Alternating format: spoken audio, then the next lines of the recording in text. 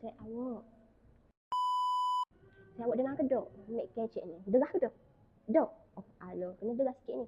Jadi hari ni Mek nak ni si awak. Nak call customer, nak tanya feedback penggunaan Clearpop. Betul tak ni? Kita kena tanya khabar si dia ni. Si awak rindu Mek ke? Mek rindu ke si awak? Hak tu lah Mek ngajar si awak. Jangan marah deh.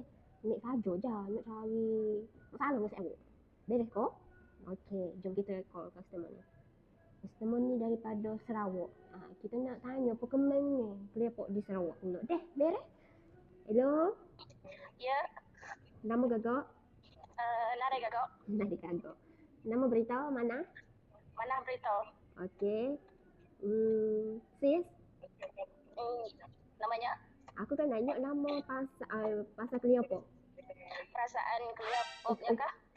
Cara dengan nak ya. Nama kesan Clearpop nya dengan gedik. Kesannya macam perubahan kira pudar, macam kurang lah. Kurang jerawat dik lah. Kurang. Okey, kurang. Dik lagi guna Clearpop kah? Agi ngono?